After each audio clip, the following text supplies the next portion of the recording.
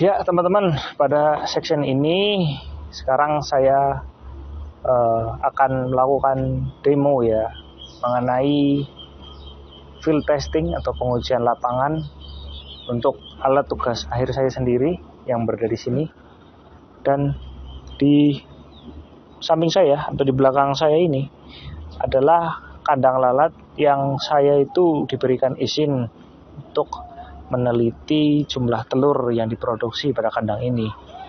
Untuk kandang lainnya itu saya tidak bisa mendapatkan izin ya, karena sedikit info, pas hari-hari pertama saya datang ke sini untuk pengujian itu, beberapa hari setelahnya penanggung jawabnya itu diganti oleh yang baru, dan ada kabar buruk mengenai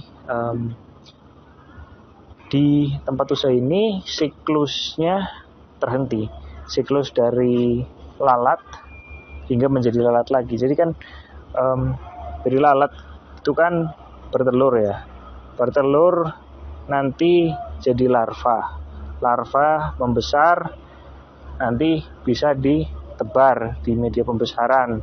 Nah, membesar menjadi maggot besar hitam jadi prepupa. Dalam beberapa hari kemudian dia akan berhenti bergerak dan mereka siap menetas untuk menjadi lalat dewasa. Seperti itu kurang lebihnya. Jadi karena siklusnya terhenti, produksi lalatnya pas saya pengujian berkurang, jadi untuk nilainya mungkin kita tidak bisa bandingkan dengan kondisi yang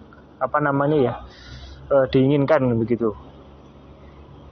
Jika kita mendapatkan kandang yang diberi izin, mungkin kita bisa mengetahui perbedaan signifikan antara dikasih air atau mungkin tidak dikasih air. Toh sebenarnya lalat dewasa seperti ini kan mereka cuma mengandalkan air saja untuk minum, seperti itu. Dari hal tersebut saya juga dapat informasi lagi dari Mas Gun yang kemarin, katanya itu kemampuan lalat untuk bertelur banyak itu selain dari kapasitas lalat yang banyak, mereka juga disediakan tempat pancingan dengan bau yang sangat kuat gitu loh. Jika baunya kalah, maka mereka akan bertelur di tempat yang berbeda begitu. Maksudnya nggak di tempat yang disediakan seperti itu. Oke. Dari hal tersebut, jadi kita mengetahui bahwasanya datanya untuk kandang ini yang saya diberikan izin mungkin tidak dapat dijadikan referensi sih, karena kepadatan lalatnya itu kurang, walaupun pancingannya menurut saya itu lumayan bau juga sih. Untuk lebih menjelaskan kepada kalian, mungkin saya harus mengambil videonya ya mengenai kandang yang saya maksud ya, karena dari sini mungkin terlalu jauh. Ini kandangnya ya, kalian bisa lihat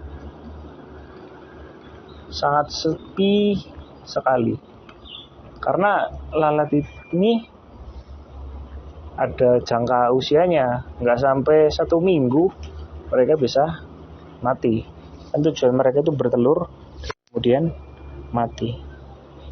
Ini ya untuk kandang yang saya diberikan izin kan, udah tinggal sedikit lagi, udah malah nggak tersisa malah daripada kandang yang kemarin. Kandang yang ini tapi kemarin itu, jika kalian perhatikan pada tabel akan terlihat bahwa jumlahnya itu dari yang banyak 11 gram menjadi 2 gram dan kemarin terakhir 0,25 gram. Sangat banyak ya teman-teman. Walaupun udah pada banyak yang mati juga sih. Tapi kalau kalian lihat sini, nah ini yang sedang bertelur juga banyak. Saya zoom lagi.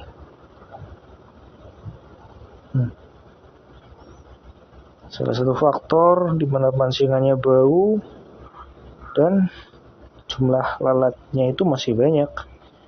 Jadi mereka sangat semangat lah untuk melakukan proses reproduksi itu yang saya maksud. Oke. Setelah kita mengetahui bahwa memang data yang dibutuhkan itu tidak sesuai dengan hal yang diinginkan, ini merupakan kondisi realitas ya teman-teman. Kondisi di mana saya itu tidak dapat mengontrolnya begitu.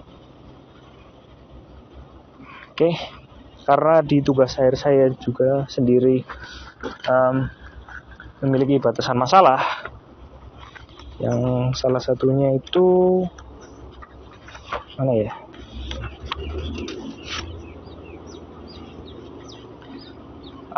saya bacakan dulu. Topik dari tugas akhir ini berfokus pada lalat black soldier fly dewasa yang memasuki masa reproduksi hingga bertelur, mengenai metode perawatan yang akan dikendalikan oleh sistem yang akan dibuat. Jadi ya, metode perawatannya itu yang disebut ya pemberian air dan sinar UV, pengganti sinar matahari teman-teman.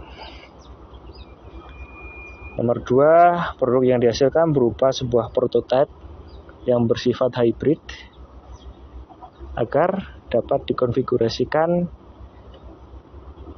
baik secara otomatis maupun manual. Dari sekian A, B, C, D, Z, di sini tidak ada yang menyebutkan bahwa data yang saya lampirkan itu merupakan data yang benar, maksudnya sesuai dengan yang diinginkan begitu. Karena ini kondisi realnya seperti ini teman-teman. Kalau misalkan pada waktu ini tidak terjadi masalah, kayak siklus lalatnya itu terhenti atau ada pergantian kepemimpinan dan lain-lain, mungkin data yang kita ambil ya dapat dipertanggungjawabkan seperti itu. Jadi ya, mari kita fokus pada apa yang alat saya bikin ini bisa tawarkan, gitu.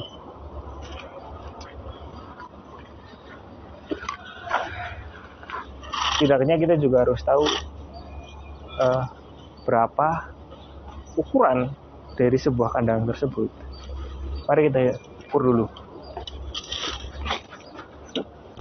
Oke, di sini kurang lebih terbaca sekitar 2,45 meter untuk panjangnya.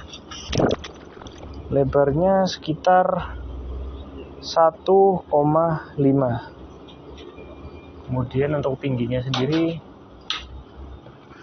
2,45. Jadi setelah kita ukur, kita tahu bahwa panjangnya itu 2,45, kemudian lebarnya 1,5, tingginya 2,45. Seperti itu.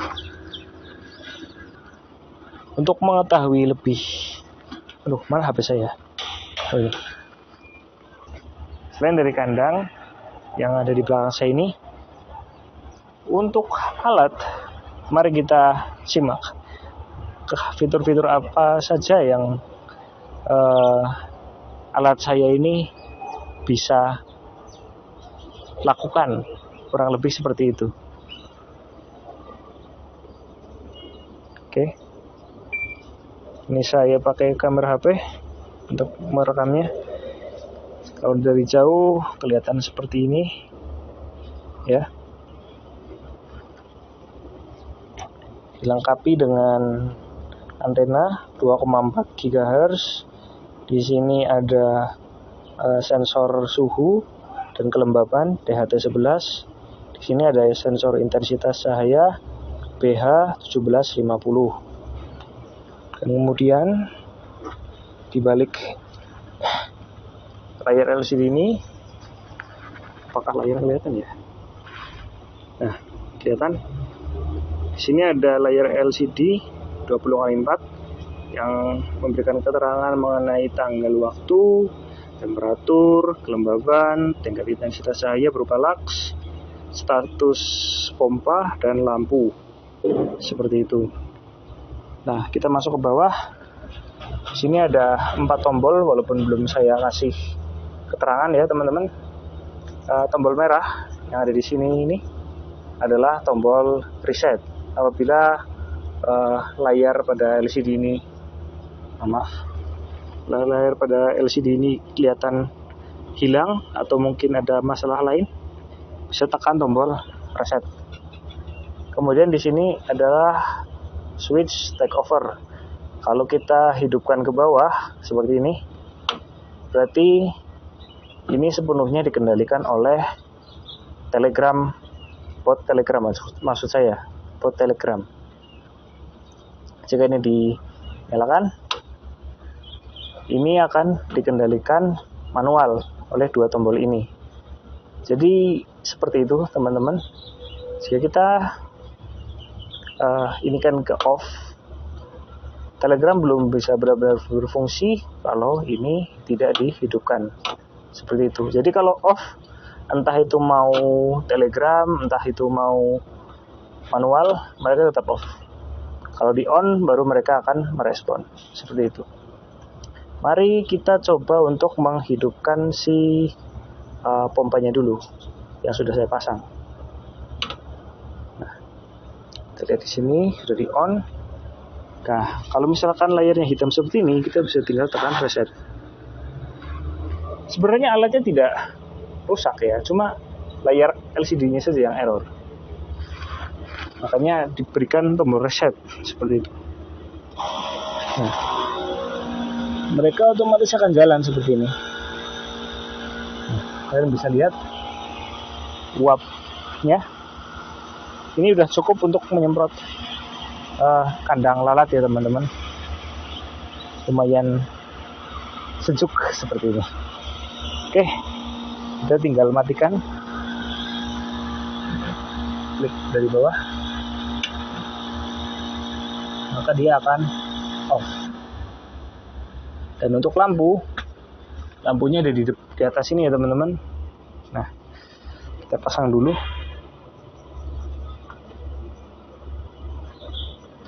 Nah, jadi saya sediakan kabel AC yang bisa dikontrol, yaitu secara manual ataupun dengan bantuan IoT dari Telegram bot atau bot Telegram lah, kalian bisa seperti itu. Kita tinggal masukkan seperti ini. Oke. Kemudian kita tekan tombol on-nya. Dalam beberapa detik maka dia akan menyala. Nah, lampunya on. Sebentar. Oh iya, ini kabel powernya belum saya nyalakan untuk lampu. Nah, sudah menyala seperti itu. Oke.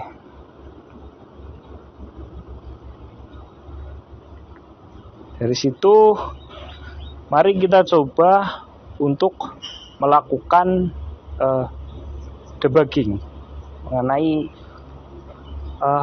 jika kita melakukan ini atau melakukan itu, apakah benar-benar dijalankan. Maksudnya jika aktornya hidup, adakah informasi mengenai aktor itu hidup atau tidak, seperti itu. Kebetulan saya juga sudah menuliskan debuggingnya berupa serial print untuk memberikan sebuah kejelasan bahwa alat yang saya buat ini benar-benar berfungsi secara normal seperti itu. Kita tinggal lepas kabelnya di sini, kabel USB-nya. Kemudian kita balikan ke mode apa yang namanya ya, mode Telegram, mode Telegram. Switch takeover, kita klik ke bawah, ini semuanya kita on kan. Kemudian kita masukkan ke laptop. Sekarang kita rekam dari tangkapan layar laptop ya teman-teman. Setelah kita masukkan USB-nya, barulah kita sudah terekam kan, sudah. Kita tinggal klik serial monitor.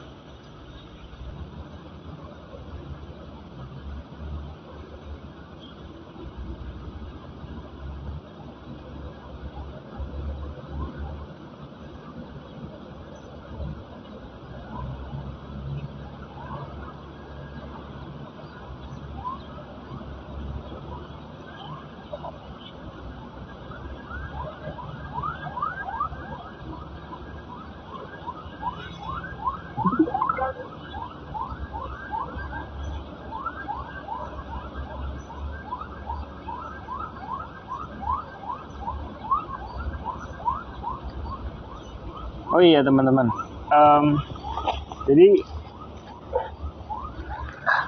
saya hampir lupa, yang berada pada bot Telegram ini itu khusus untuk member yang masuk ke grup. Jika kita beri akses ke publik, maka itu akan mengganggu alat yang saya buat ini, karena spesifikasinya tidak untuk menampung orang banyak, paling hanya menampung orang satu secara bergantian. Jadi kita akan coba di sini, jika kita mengirimkan pesan, kalau misalkan itu tidak sesuai, maksudnya tidak diakses dari grup tertentu, dia akan membalasnya dengan unauthorized user tidak dikenali, seperti itu. Sekarang kita coba ke sini. Nah, di sini kan menunya banyak. Jika kita perintahkan melalui grup, maka dia akan membalasnya. Misalkan kita klik start, kemudian botnya akan memberikan balasan seperti yang ada pada sebelumnya. Maksudnya ini. Kemudian perintah selanjutnya help, untuk mengetahui perintah apa saja yang tersedia pada bot yang saya buat ini. Ada help, ada start, ada print, dan schedule. Help sudah, sekarang kita klik print. Digunakan untuk mencetak output, status aktuator, dan pembacaan sensor dari ESP32. Nah, seperti ini ya teman-teman, temperaturnya sekian. Kenapa terlalu tinggi? Karena ini terkena sinar matahari.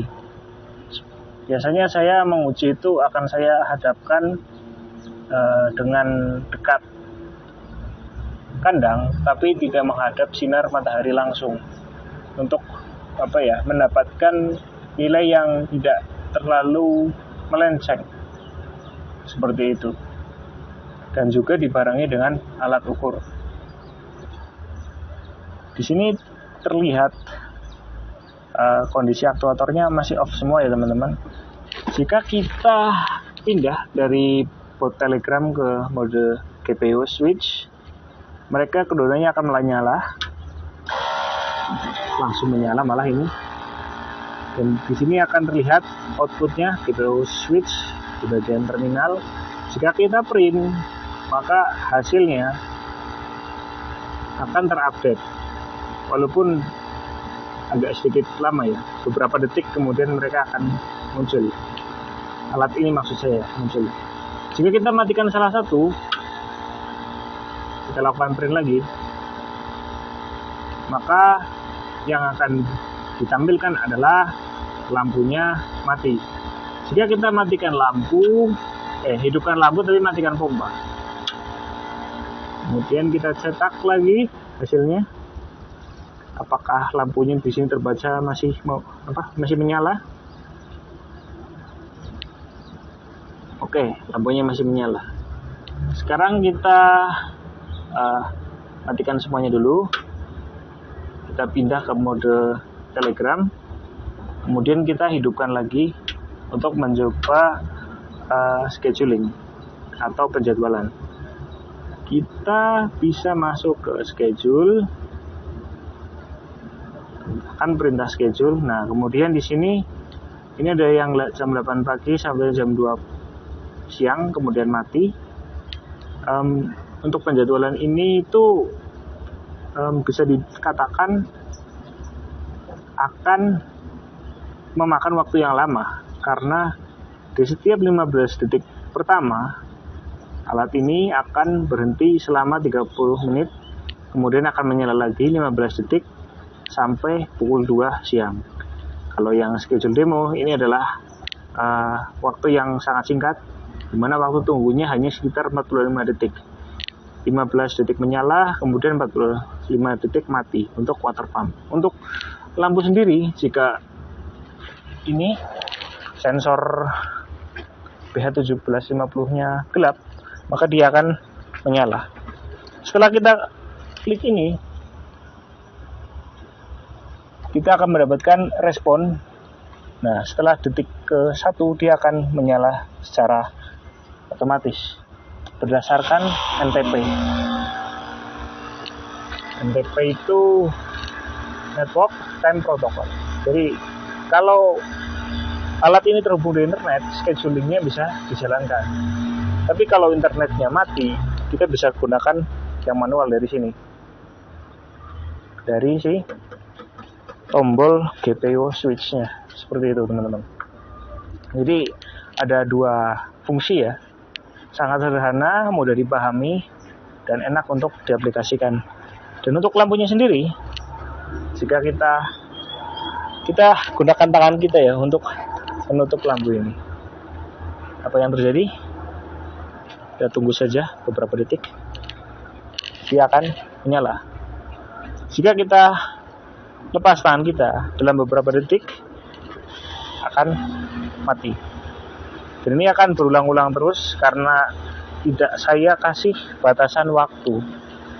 Dengan begitu alat ini akan terus bekerja.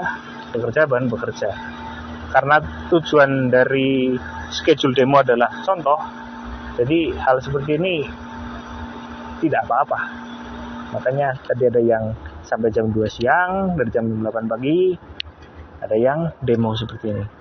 Sebagai gambaran bahwa alat yang saya buat ini bisa berfungsi dengan baik. Walaupun data yang saya ambil dari sini belum tentu bisa menjadi rujukan yang dapat dipertanggungjawabkan. Karena tidak memenuhi kondisi ideal di mana pancingannya kuat, lalatnya pun banyak, seperti itu. Oke, mungkin seperti itu untuk pengujian lapangan pada kali ini. Terima kasih sudah menonton, dan nantikan presentasi saya setelah saya selesai dari sini. Ya, selesai dari sini. Datanya akan saya jelaskan seperti ini dan seperti ini. Terima kasih. Dan wassalamualaikum warahmatullahi wabarakatuh.